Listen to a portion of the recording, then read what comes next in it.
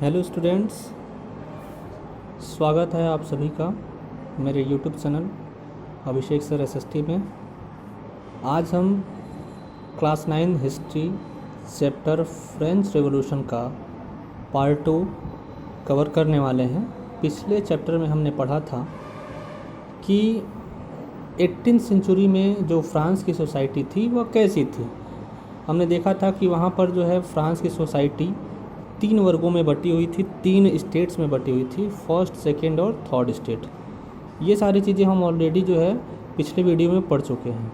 हमने देखा था कि वहाँ पर जो फ्यूडल सोसाइटी थी, जो 1789 के पहले जो है जो ओल्ड रिम था, और वहाँ की सोसाइटी कैसी थी, ये सभी चीज़ें हमने पढ़ा कि फर्स्ट स्टेट में जो है क्लर्जीज आते थे, सेकेंड स्टेट में जो है जो लोग नोबिलिटी आते थे, थर्ड स्टेट में पीजेंट्स आते थे, मर्चेंट्स आते थे, ठीक है, लेबर्स होते थे यानी आम लोग होते थे। ये सभी चीज़ें हम पढ़ चुके हैं। 1774 में जो है हमने देखा था कि लुई 16 जो बर्बन डायनेस्टी से बिलोंग करते थे, इनकी शादी होती है मात्र 20 साल की उम्र में, और ऑस्ट्रियन प्रिंसेस जिसका नाम था मैरी एंटोनेट, उससे जो है इनकी शादी होती है।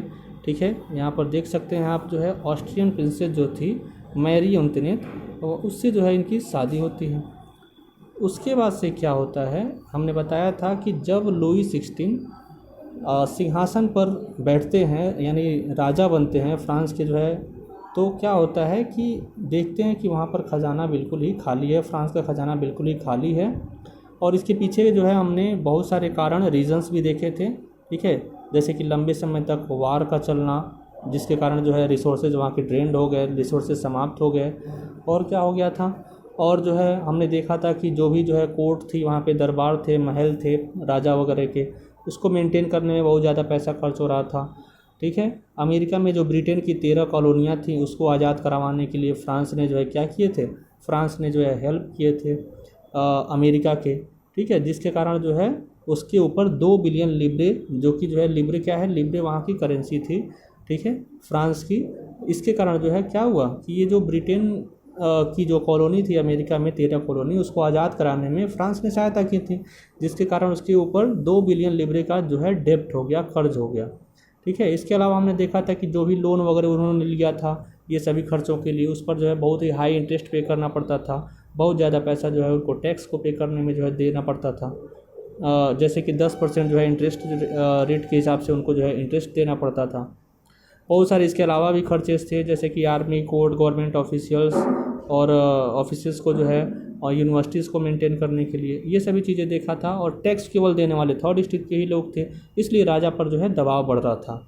ठीक है, हमने देखा था कि जो है वहाँ पर 2 प्रकार के टैक्सेस जो थे वो मुख्य थे। ठीक है, जैसे कि टाइथिस नामक टैक्स जो था वह कौन दिया करता था, टाइथिस नामक टैक्स जो है वो चर्च जो हुआ करता था वह लगाता था लोगों पर।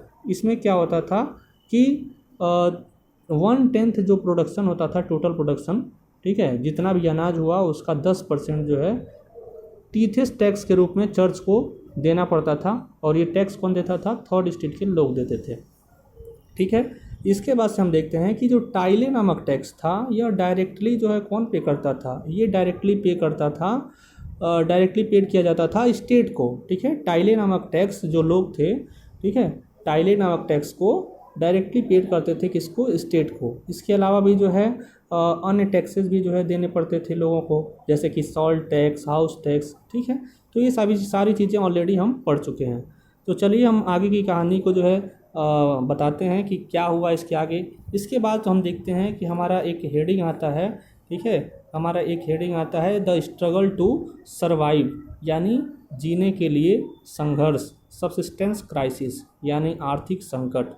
तो यहाँ पर सबसे पहले ये क्वेश्चन आता है कि सब्सिस्टेंस क्राइसिस क्या होता है, व्हाट इज़ सब्सिस्टेंस क्राइसिस, ये जो है हमको जानना ज़रूरी है। सब्सिस्टेंस क्राइसिस आखिर में क्या होता है, ठीक है, तो इस चीज़ को जो है हम जानेंगे कि सब्सिस्टेंस क्राइसिस क्या होता है। ठीक है, तो चलिए स्टार्ट करते हैं। देखिए, हमने देखा कि क्या था उस टाइम पर 18वीं सेंचुरी में जो पॉपुलेशन थी 1715 में फ्रांस की, वह थी 23 मिलियन। ठीक है, कितनी थी, 23 मिलियन। आपको यहाँ पर जो है लिखा हुआ मिल जाएगा। वहाँ की जो पॉपुलेशन थी वह कितनी थी, 23 मिलियन। और 1789 आते आते क्या हो जाता है, वहाँ की पॉपुलेशन बढ़ करके 28 मिलियन हो जाती है। ठीक है, 28 मिलियन यानी 5 मिलियन जो है इंक्रीज हो जाता है पॉपुलेशन 1789 आते आते। इसके अलावा हम क्या देख रहे हैं कि धीरे धीरे जो है फूड ग्रेन्स की डिमांड भी बढ़ने लगती है। अब पॉपुलेशन बढ़ रहा है तो फूड ग्रेन्स की डिमांड तो बढ़ेगी ही बढ़ेगी। ठीक है, तो फूड ग्रेन्स यानी अनाजों की डिमांड बढ़ने लगती है। ठीक है, क्या होता है कि प्रोडक्शन उस टाइम पर क्या होता है कि प्रोडक्शन उस टाइम पर बहुत कम होता है। एक तो पहले से ही कम था प्रोडक्शन, क्योंकि वहाँ पर जो है अक्सर क्या हुआ करते थे, अक्सर सूखा पड़ा करता था, अक्सर जो है बारिश से ज़्यादा बारिश से फसलें ख़राब हो जाया करती थी, या फिर जो है क्या होता था कि हेल हो जाता था, मतलब ओले पड़ने लगते थे, कभी सूखा पड़ गया। इन सभी कारण के कारण मौसमी गतिविधियों के कारण क्या होता था कि प्रोडक्शन जो है कम हो रहा था और पॉपुलेशन बढ़ती जा रही थी। ठीक है, तो डिमांड बढ़ रहा था और सप्लाई कम थी। तो जब डिमांड बढ़ता है किसी चीज़ का और सप्लाई जब कम होती है तो चीज़ों की कीमतें क्या होने लगती हैं, वो बढ़ने लगती हैं। तो इसके कारण क्या हुआ कि जो फूड ग्रेन्स के प्राइसेस थे वह इंक्रीज़ होने लगे। आप देख सकते हैं यहाँ पर जो फूड ग्रेन्स के प्राइसेस थे वह इंक्रीज़ होने लगे। ठीक है, बढ़ने लगे, लेकिन जो लोगों की मजदूरी थी वह क्या थी, वह जो है फिक्स थी। ठीक है, मतलब मजदूरी उतनी है और चीज़ों की कीमतें बढ़ रही हैं। ठीक है, तो ये चीज़ें थी। और भी हमने बताया जैसे कि कभी सूखा पड़ जाता था, कभी जो है ओले पड़ने लगते थे, तो इसके कारण क्या होता था, इसके कारण जो है जो फसलें होती थीं वह ख़राब हो जाती थी, हार्वेस्ट कम होता था, पैदावार कम होता था। तो ये जो स्थिति है हम देख रहे हैं यहाँ पर कि चीज़ों की कीमतें बढ़ गई हैं। ठीक है, क्या देख रहे हैं हम, चीज़ों की कीमतें जो हैं बढ़ गई हैं। और उसके बाद से क्या हो गया है, ठीक है, लोग जो है, लोगों के पास पैसे नहीं हैं कि वो अपनी बेसिक नेसेसिटीज़ को जो है पूरा कर पाएँ। ठीक है, बेसिक नेसेसिटीज़ को वो पूरा कर पाएँ, इतने पैसे जो है लोगों के पास नहीं हैं। ठीक है, तो ये जो सिचुएशन है इसी को हम क्या कहते हैं, इसी को हम कहते हैं सबसिस्टेंस क्राइसिस। क्या कहते हैं, सबसिस्टेंस क्राइसिस, यानी आर्थिक संकट हम इसको बोल सकते हैं। ठीक है, तो अगर पूछा जाए कि व्हाट इज़ सबसिस्टेंस क्राइसिस, तो हम बोल सकते हैं कि subsistence crisis is the situation in which people are not fulfil their basic requirements. ठीक है, जैसे कि बेसिक रिक्वायरमेंट्स हमारी क्या होती है, बेसिक रिक्वायरमेंट्स हमारी होती है जैसे कि मान लीजिए फूड, शेल्टर, ठीक है, और होम, फूड, शेल्टर एंड क्लॉथिंग्स, ये सभी चीज़ें जो है होती हैं हमारी बेसिक रिक्वायरमेंट। तो ये जब कोई व्यक्ति नहीं पूरा कर पाता है, ठीक है, इन रिक्वायरमेंट्स को, तो इसी को हम कहते हैं सबसिस्टेंस क्राइसिस। आई होप आप लोगों को समझ में आया होगा। ठीक है, और अब इसके बाद से क्या होता है कि ये तो सबसिस्टेंस क्राइसिस आपने देख लिया कि फ्रांस में जो है क्या स्थिति थी। अब क्या होता है कि एक यहाँ पर आपको एनसीईआरटी बुक में जो है यहाँ पर क्या दिया गया होगा, एक नेक्स्ट टॉपिक होगा, a growing middle class envisages an end to privileges. यानी धीरे धीरे क्या होता है कि एक मिडिल क्लास के लोग जो है ग्रो करने लगते हैं और वह जो है इन सभी प्रिविलेजेस को समाप्त करने की डिमांड भी करने लगते हैं। तो इस टॉपिक में हम पढ़ेंगे कि कैसे जो है जो प्रिविलेजेस थे उसको समाप्त करने के लिए लोग डिमांड कर रहे थे। ठीक है, तो ये चीज़ें हैं। तो चलिए हम इसको शुरू करते हैं। देखिए यहाँ पर लिखा गया, सबसे पहले आपको देखने को मिल जाएगा, A section of third state become prosperous. ठीक है, अब ये कौन सा सेक्शन था, अब देखिए जैसे कि हमने देखा था कि जो थर्ड स्टेट में लोग थे, ठीक है, जो मतलब थोड़े पढ़े लिखे थे या फिर जो है थोड़े रिचर सेक्शन से बिलोंग करते थे, ठीक है, वे लोग जैसे कि मान लीजिए मर्चेंट्स हैं, ट्रेडर्स हैं, लॉयर्स हैं, मैन्युफैक्चरर्स हैं, ये सभी लोग। ठीक है, अब इनको जो है ये लोग थे। अब क्या हुआ कि जब ये व्यापारी व्यापार करते थे, ये लोग ट्रेडर्स वगैरह थे, लॉयर्स थे, इनके पास जब पैसा हुआ तो इनके भी बच्चे पढ़े लिखे।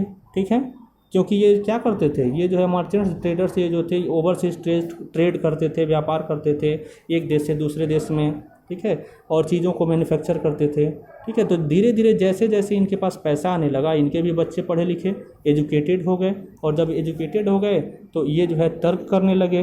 ठीक है, तर्क ये करने लगे कि इनका ऐसा मानना था कि भाई सभी लोग एक समान हैं। ठीक है, तो इन लोगों को, ये जो फर्स्ट और सेकेंड स्टेट के लोग हैं, इनको ये प्रिविलेजेस क्यों मिले हुए हैं, यानी जन्म ले लेने मात्र से ही जो है, यानी फर्स्ट और सेकेंड स्टेट में जन्म ले लेने ही मात्र से इनको ये सारे विशेषाधिकार, जन्म सिद्ध विशेषाधिकार क्यों मिले हैं। ये जो है बिल्कुल नहीं होना चाहिए, ये तो जो है हमारे साथ बिल्कुल ही अन्याय हो रहा है। ठीक है, तो ऐसा इनका मानना था। उसके बाद से अब ये डिमांड करने लगे एक ऐसी सोसाइटी की जहाँ पर फ्रीडम हो, इक्वल लॉज हो और क्या हो, अपॉर्चुनिटीज़ होनी चाहिए।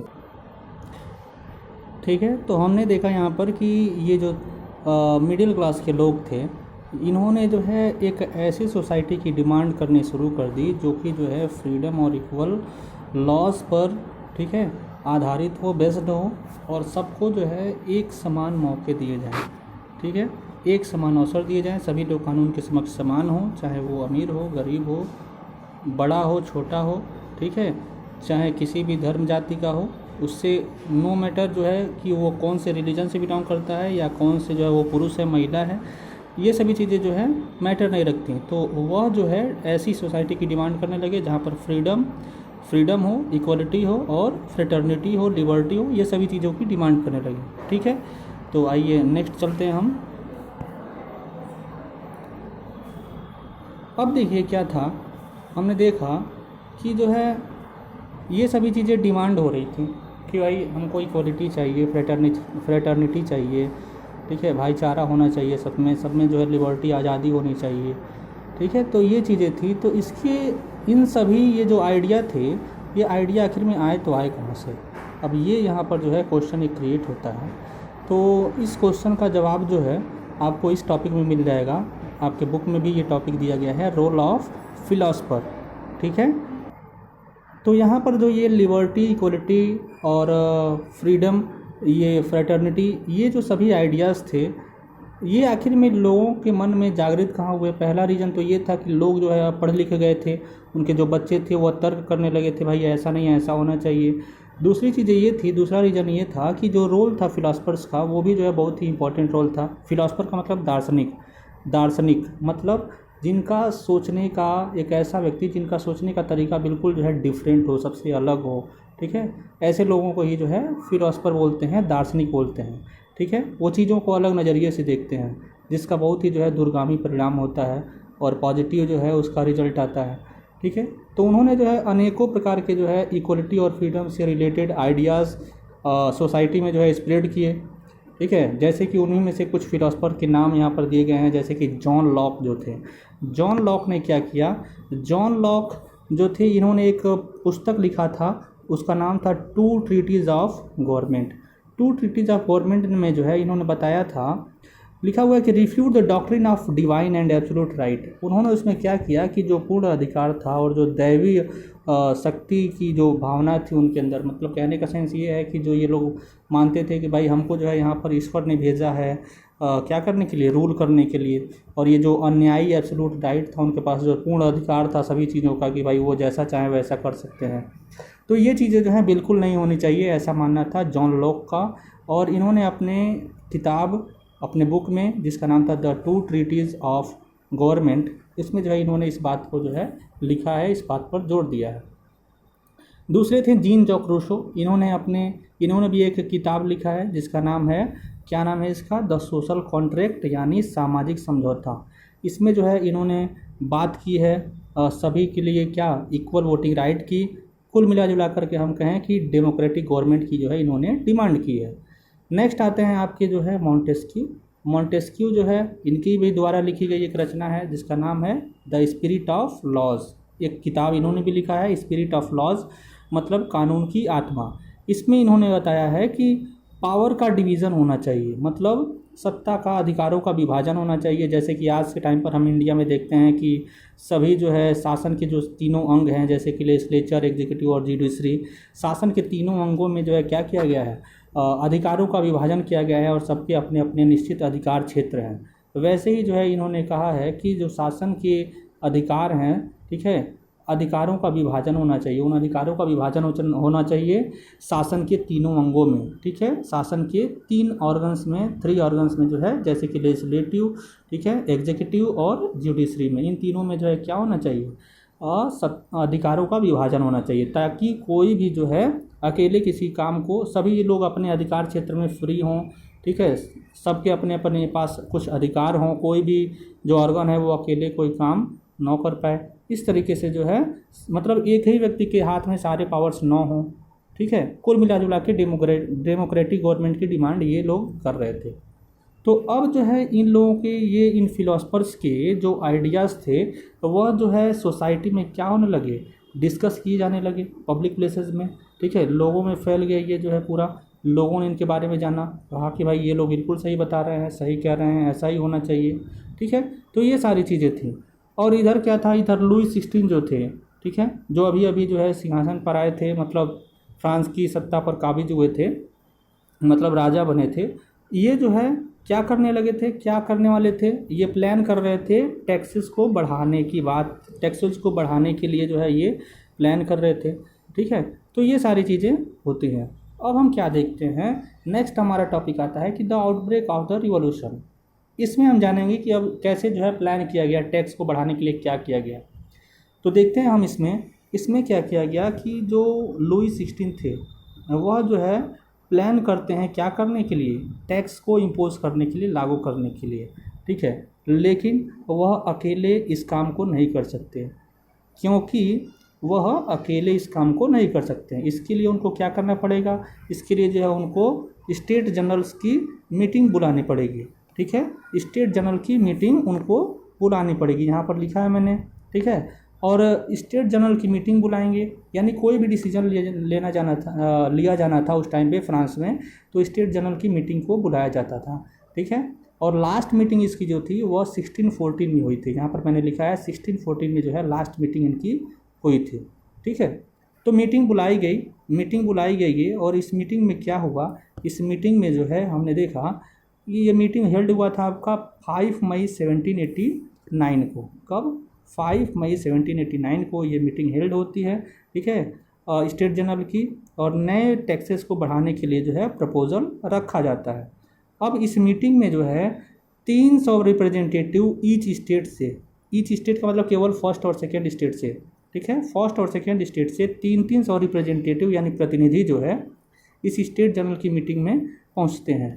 और इसके बाद जो फर्स्ट और सेकेंड स्टेट के 300 और 300 रिप्रेजेंटेटिव पहुंच गए, और उसके बाद से 600 रिप्रेजेंटेटिव जो है 600 रिप्रेजेंटेटिव वह पहुंचते हैं आपके थर्ड स्टेट से, यानी जो आम लोग होते हैं, ठीक है, थर्ड स्टेट के जो लोग होते हैं, जिसमें जो है शू मेकर थे, less prosperous section of society के लोग थे, ठीक है, उनमें जो थोड़े रिचर सेक्शन के लोग थे, थर्ड स्टेट के ही लोग थे, लेकिन जो थोड़े धनी थे, थोड़े समृद्धशाली वैभवशाली थे, ये जो लोग थे 600, इनको जो है ये लोग आए इस मीटिंग में, थर्ड स्टेट के 600 रिप्रेजेंटेटिव।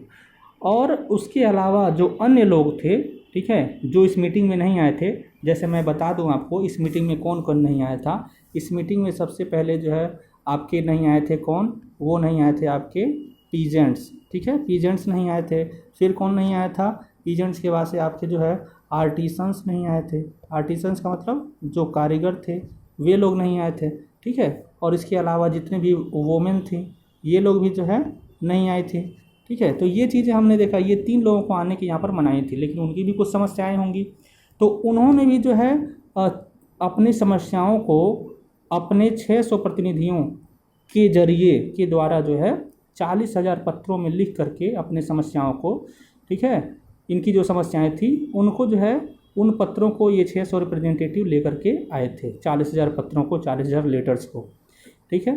अब क्या हुआ, स्टेट जनरल की मीटिंग शुरू होती है, लेकिन इससे पहले कि जो है नया प्रपोजल रखा गया, मतलब जब रखा गया नया प्रपोजल टैक्स को बढ़ाने के लिए, तो क्या हुआ, वोटिंग जो है, मतलब यहाँ पर क्या था कि प्रत्येक स्टेट को, मतलब ईच स्टेट को जो है यहाँ पर एक वोट का राइट था, ठीक है, एक स्टेट जो है ईच स्टेट को क्या था, एक वोट का राइट था, यानी फर्स्ट स्टेट को एक वोट, सेकेंड को एक वोट, ठीक है, और थर्ड स्टेट को एक वोट, सबको जो है एक एक वोट का राइट था, ठीक है। यहाँ पर हमने ये देखा सबको एक एक वोट का राइट था। लेकिन अब आप देखिए, हमने आपको बताया था कि फर्स्ट और सेकेंड स्टेट के लोग जो है किसी भी प्रकार का टैक्स नहीं देते थे, उनको बाय बर्थ ये प्रिविलेजेज यानी विशेषाधिकार मिला हुआ था, और थर्ड स्टेट के लोगों को ही सारा टैक्स देना था।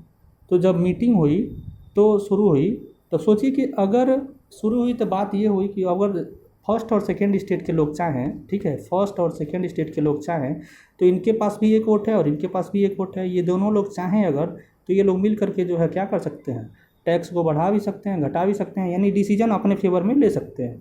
ठीक है, और इनको कोई फ़र्क भी उससे नहीं पड़ने वाला है, क्योंकि जो है इनको कोई भी प्रकार का टैक्स जो है नहीं देना है, तो इनको कोई फ़र्क भी नहीं पड़ेगा। तो मीटिंग हुई, प्रपोजल रखा गया टैक्स बढ़ाने का। तो जो थर्ड स्टेट के लोग थे, ठीक है, जो रिप्रेजेंटेटिव थे, कितने थे ये? 600 थे। तो इन्होंने क्या डिमांड रखा? इन्होंने डिमांड ये रखा कि सबसे पहले तो आप क्या कीजिए, राजा ने जो है प्रपोजल रखा टैक्स बढ़ाने के लिए। तो थर्ड स्टेट के लोगों ने क्या डिमांड रखा कि भाई सबसे पहले आपको क्या करना पड़ेगा, जितने भी रिप्रेजेंटेटिव हैं, यानी 300 जो है आपके किसके हैं? फर्स्ट स्टेट के हैं, 300 आपके सेकेंड स्टेट के हैं, ठीक है, और 600 आपके थर्ड स्टेट के हैं। ठीक है, कुल मिला जुला के कितने हो गए? कुल मिला के जो है आपके 1200 रिप्रेजेंटेटिव हो गए।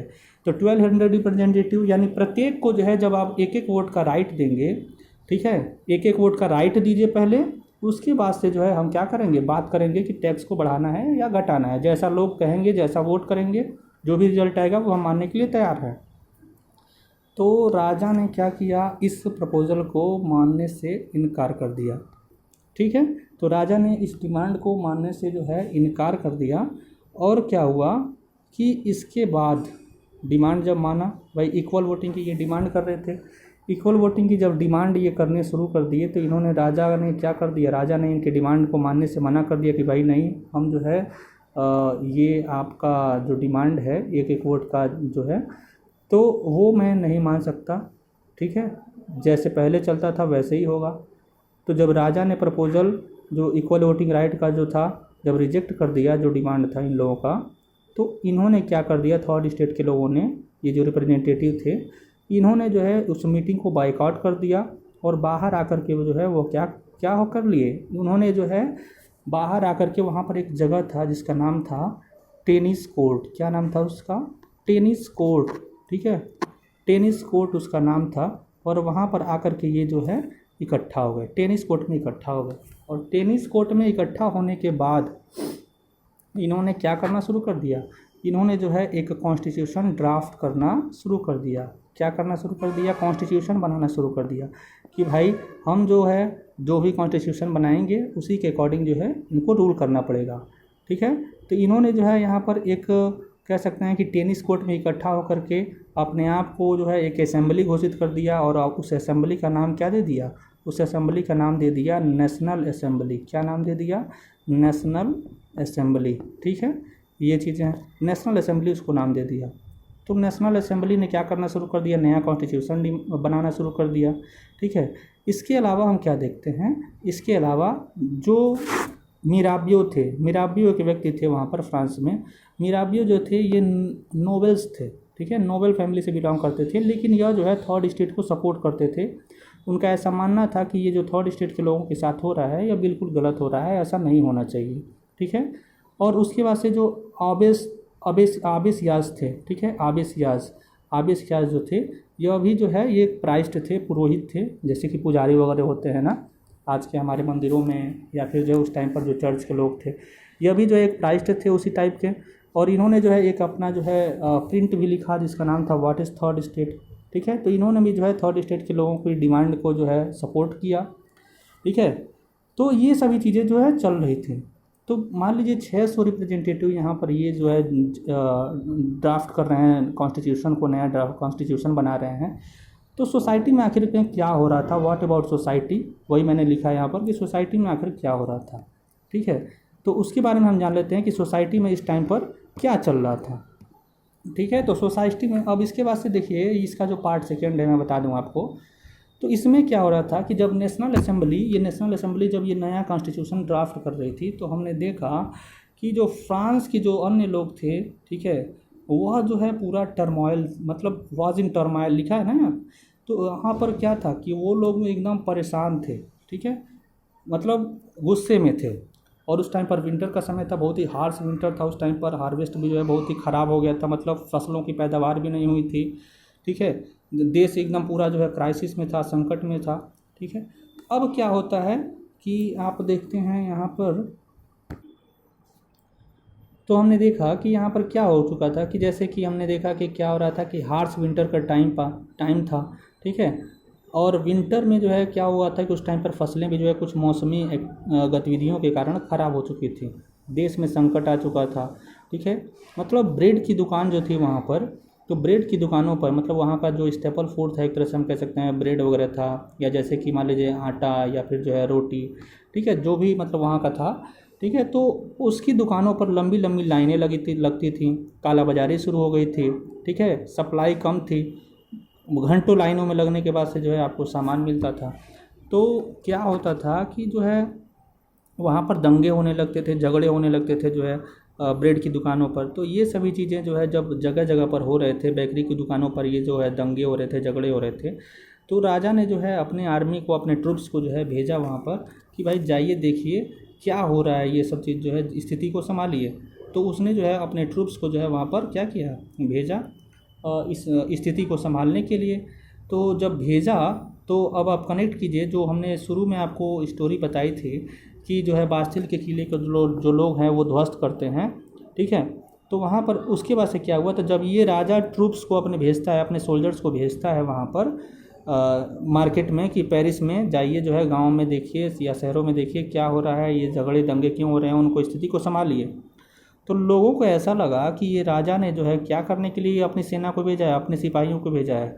ये लगता है कि जो है ये हम लोगों पर हमले के लिए जो है, हमला करने के लिए इन्होंने क्या किया है, सेना को भेजा है हमारे यहाँ। इन्होंने भी क्या करना शुरू कर दिया, जो गुस्से वाली जो भीड़ थी, एजिटेटेड जो क्राउड था, ठीक है, वह जो है गवर्नमेंट बिल्डिंग्स को जो है क्या करने लगते हैं, निशाना बनाते हैं, उसको डिस्ट्रॉय कर देते हैं, जितने भी गवर्नमेंट बिल्डिंग्स होते हैं, ठीक है, बड़े बड़े जो मकान होती हैं, सरकारी मकान, सरकारी इमारतें होती हैं, उनको डिस्ट्रॉय करने लगते हैं। और इसी में क्या होता है कि 5 जुलाई, इसी के टाइम पर हमने देखा था कि 5 जुलाई 1789 में, 14 जुलाई 1789 की ये घटना है। ठीक है, उस टाइम पर क्या होता है कि ये जो लोग थे, ये मैंने बताया था यही इवेंट है वो जो क्या हुआ था उस टाइम पर कि 14 जुलाई 1789 को की घटना है ये। उस टाइम पर लोग जब सरकारी इमारतों को नुकसान पहुंचाने लगे, ध्वस्त करने लगे, तो क्या हुआ कि लोगों ने सरकारी बिल्डिंग्स को जो है ध्वस्त करना शुरू कर दिया। ठीक है, तब तक जो है उनको बास्टिल का किला जो है नज़र आ जाता है, बास्टिल का किला नज़र आता है। लोगों ने सोचा कि यही जो है ये राजा के डेस्पोटिक पावर का जो है ये सिंबल है, इसको जो है ध्वस्त कर देना चाहिए। बास्टिल क्या था, बास्टिल जो है एक कारागार था, जेल था, एक किला था। ठीक है, यहाँ पर क्या होता है इस किले में कि एक किला था जिसमें जो है, इस किले में एक कारागार भी था, मतलब जेल भी था, और इस जेल में जो है लगभग उस टाइम पर 7 कैदी जो है क्या थे, बंद थे। तो ये जो लोग थे, ये जो एजिटेटेड क्राउड थी, मतलब लगभग जो है यहाँ पर इसमें इस भीड़ में 7,000 लोग थे, 7,000 पुरुष और महिलाएं थे। ठीक है, इन लोगों ने क्या करना शुरू कर दिया, इन्होंने बास्टिल के किले पर जो है हमला कर दिया, बास्टिल के किले को तोड़ दिया और अलग अलग सरकारी इमारतों को भी तोड़ दिया। और बास्टिल के किले में जो जेल था, ठीक है, यहाँ पर जो है जेल में 7 कैदी बंद थे। कितने कैदी, 7 कैदी जो बंद थे, इनको जो है ये लोग छुड़ा देते हैं, रिलीज़ कर देते हैं। और जो वहाँ का जेल का कमांडर होता है, जेलर होता है या कमांडर होता है, उसको जो है क्या करते हैं, मार देते हैं। ठीक है, और मारने के बाद से वो जो है ये किले को ध्वस्त कर देते हैं। ठीक है, बास्टिल के किले को। और बास्टिल का किला जब ध्वस्त हो जाता है तो जो बिल्डिंग्स की जो भी जो है मलबा होता है, जो ईंट पत्थर होते हैं, उसको लोग जो है निशानी के रूप में, जो है सोविनियर के रूप में ये लोग अपने घर क्या करते हैं, ये लोग ले जाते हैं और उसको मार्केट में बेचते हैं, ताकि, और लोग भी खरीद करके ले जाते हैं, अन्य लोग खरीद करके भी ले जाते हैं, ताकि उसको निशानी के रूप में रखने के लिए लोग जो है कि निशानी के रूप में कि हमने जो है क्या किया था कि राजा का जो डेस्पोटिक पावर का सिंबल था, जो बास्टिल का किला, उसको हमने ध्वस्त कर दिया। ठीक है, तो बास्टिल क्या था, बास्टिल पूछा जाता है कि व्हाट इज़ बास्टिल, तो आप बता सकते हैं कि Bastille is a fort, in Bastille is a fort. और उसके बाद आप बता सकते हैं कि बास्टिल के किले के अंदर एक कारागार भी था, प्रिजन भी था।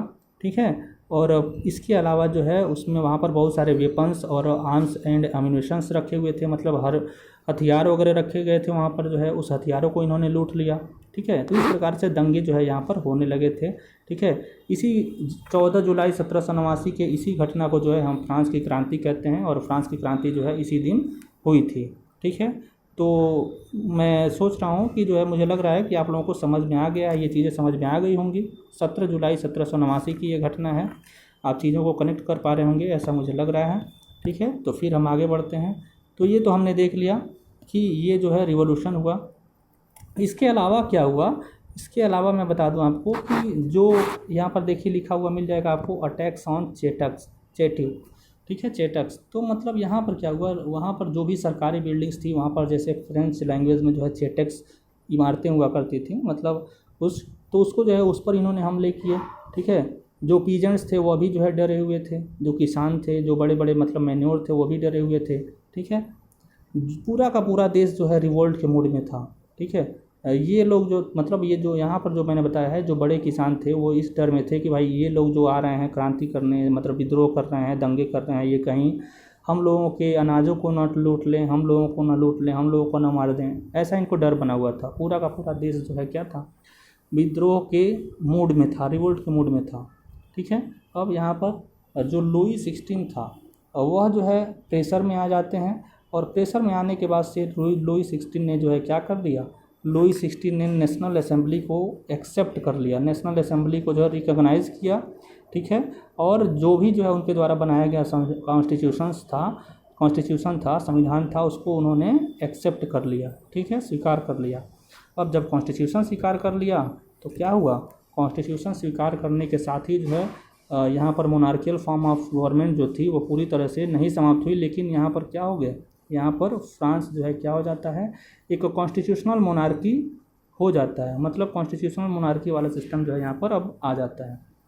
अब इसमें क्या किया जाता है कि जितने भी पावर्स होते हैं क्लर्जिस के पास, यानी फर्स्ट और सेकंड स्टेट के लोगों के पास, उसको जो है ले लिया जाता है। ठीक है, इसके अलावा क्या किया जाता है कि जैसे कि मान लीजिए हमने बताया कि फर्स्ट और सेकंड स्टेट के लोगों के पास जो है क्या था, बहुत सारे बाई बर्थ प्रिविलेजेस थे। ठीक है, उसको भी समाप्त कर दिया जाता है। मतलब फर्स्ट और सेकंड स्टेट के लोगों को जो है टैक्स नहीं देना पड़ता था, केवल थर्ड स्टेट के लोगों को ही टैक्स देना पड़ता था।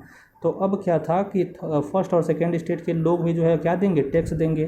ठीक है, टीथिस नामक टैक्स को जो है वो अबॉलिश कर दिया गया था। और जितने भी लैंड थे, ठीक है, जितनी भी ज़मीनें थी जो चर्च के पास थी, उसको भी जो है क्या कर लिया गया, सीज कर लिया गया। अब ये जितने भी प्रॉपर्टी को सीज किया गया था चर्च के द्वारा, ठीक है, चर्च की जितनी भी ज़मीनें थीं उनको जो है क्या कर लिया गया था, सीज कर लिया गया था राजा के द्वारा। उन टोटल जितने भी एसेट्स थे, जितने भी जो है ये चीज़ें थीं, इनको अगर मिला दिया जाए, ठीक है, जितनी भी ज़मीनें उनसे सीज की गई, जितने भी जो है टैक्सेज ये लोग भी देने लगे, टीथिस टैक्स को एबॉलिश कर दिया गया, और ये लैंड जो है छुड़ा लिया गया था चर्च से। इन सब की अगर जो है हम बात करें अगर वैल्यू की, तो इन सब की वैल्यू जो है लगभग कितनी थी, लगभग जो है 2 बिलियन लिब्रे थी। कितने थी, 2 बिलियन लिब्रे। ठीक है, लीवर का मतलब वो जो वहाँ की करेंसी थी, ठीक है, उस टाइम पर। तो लिब्रे जो है 2 बिलियन लीवर जो है वहाँ की करेंसी थी। उसकी उन टोटल एसेट यानी संपत्ति की जो मूल्य थी, वैल्यू थी, वह थी 2 बिलियन लीवर। ठीक है, तो ये चीज़ें याद रखेंगे, इतना फ़ायदा उनको जो है हुआ था फ्रांस को। ठीक है, अब नेक्स्ट है जो हमारा France becomes a constitutional monarchy. इसको जो है हम अपने अगले वीडियो में, अगले पार्ट में पढ़ेंगे। तब तक के लिए धन्यवाद, थैंक यू सो मच।